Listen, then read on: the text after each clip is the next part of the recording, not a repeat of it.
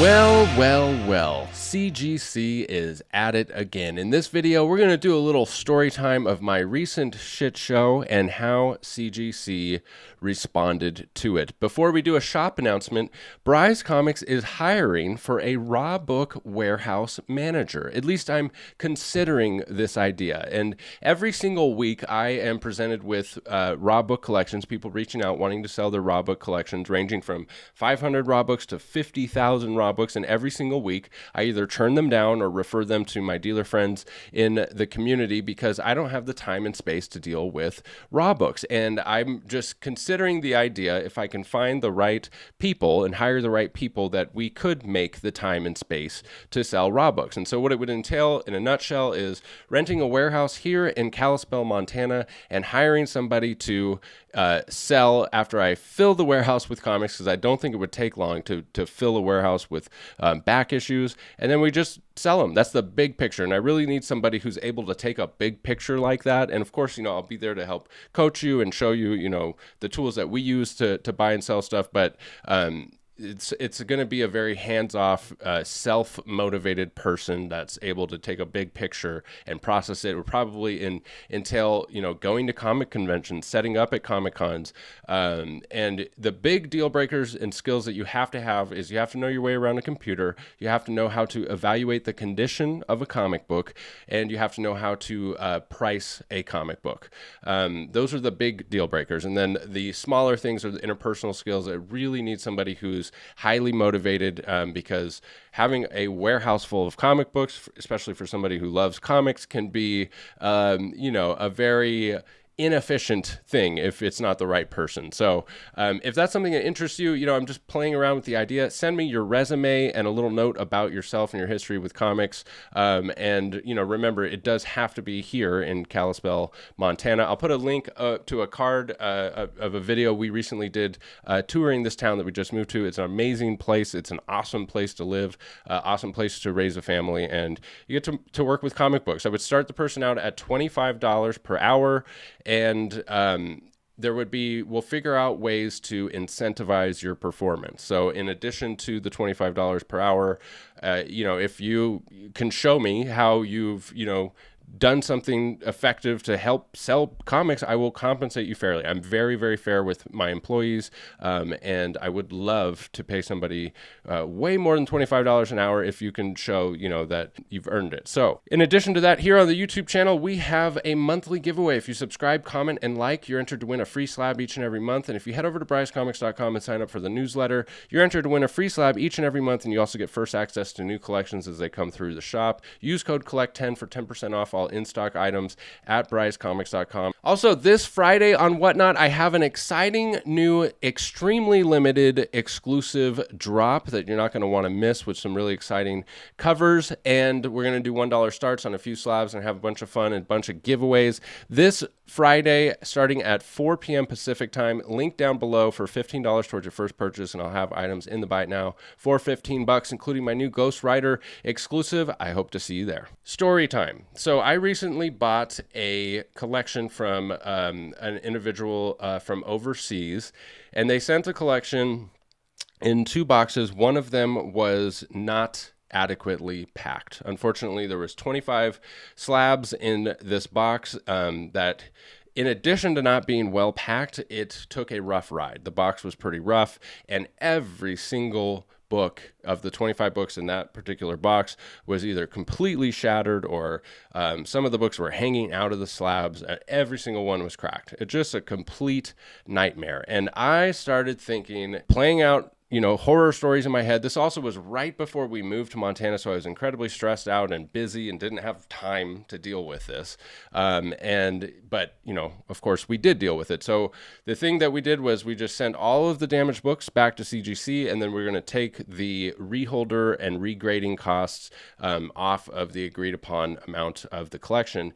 Now, the big wild card here was that 3 of the books were hanging out of the slabs, and they were damaged, clearly damaged. They were 9.8 9.8s, not super valuable books, but they were 9.8s, probably in like the $100 to $200 range, and they were hanging out of slabs and bent, and the slab was completely shattered, so you could freely take the book in and out. So here's why this is such an interesting video, because recently CGC, was exposed for having this reholder scandal, and this was a situation where I had a 9.8, right, of a book that I could easily take out, and if I was a nefarious person with nefarious intent, I could put a lower grade copy right in there, send it in to be reholdered, and if they were to send it back with the 9.8, then it would just completely show that they have not fixed this problem, right? And I thought, here we go. This is going to be terrible if what I think is going to happen happens. So I put a big note in the box and said, CGC, these 3 books are damaged. Please regrade them. I'm making this as clear as possible. Like, I don't have nefarious intent, and pointed out exactly the ones that needed to be regraded. In a perfect world, actually, the way it should be is that CGC, I shouldn't have to put a note at all. If you send in a book to reholder, they need to have stuff, in place to make sure that, even if they are dealing with nefarious people, that they're not going to be the ones that are scammed by it. So send them back. Get the bill in the mail. I see that I'm charged for just the reholder fees for all the books, and I think, oh, great. I just know I'm going to get this 9.8 that's just bent, right? And I'm going to have to make this video, and I really don't want to make another shit show CGC video. So I get the books back, and to my surprise, not only did they find the books that were damaged, but they pressed them for free. So on the packing slip, it said only press and regrade line items 14, 16, and 19.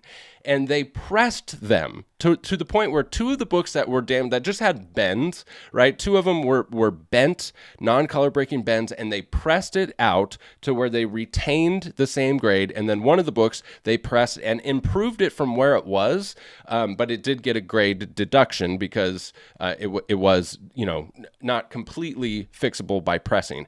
So they did not charge me for the pressing. So not only did they adequately locate, find, and regrade the books that were damaged, but they improved the grades of them for me for free without me asking, and sent the book. They didn't even send me an email and say, do you want these pressed? No, they just pressed them. They just said, these books are damaged. I just don't understand. Like, just somebody just thought, let's improve these. It was not their fault that the books were damaged. This wasn't a mechanical error because they damaged the books. No, these were poorly packed. This was my fault for all intents and purposes. I was the one that submitted them, but the person who shipped it, they had no role in damaging these books. They went above and beyond. They provided a free service for me, and I'm just absolutely tickled to death. And I think Harry says it best himself. Just when I think you couldn't possibly be any dumber, you go and do something like this. And totally redeem yourself!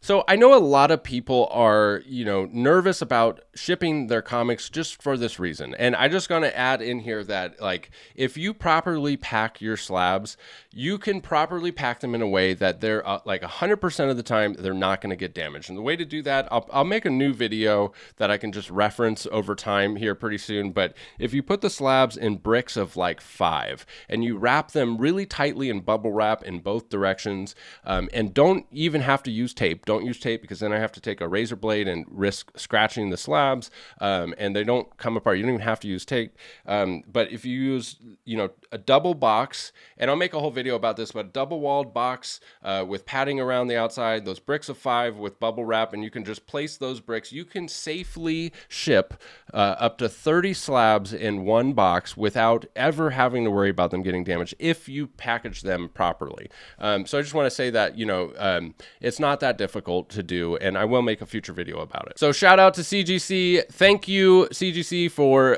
doing this. Clearly, at least from this situation, they have fixed this reholder issue, and I think that, I hope that this video gets a lot of clicks because, when credit is due, I think we should give it to them, and they went and above and beyond with this. I'm super appreciative. Thank you to you guys for sticking with me to the end of the video. Don't forget we have that monthly giveaway here on the YouTube channel. If you subscribe, comment, and like, and if you head over to brycecomics.com, sign up for the newsletter, get entered to win free slab each and every month, and follow me over on Whatnot for $1 starts on slabs. This Friday, we're going to do a slab show. We are going to have a new exclusive drop. It's going to be a lot of fun. I hope to see you there.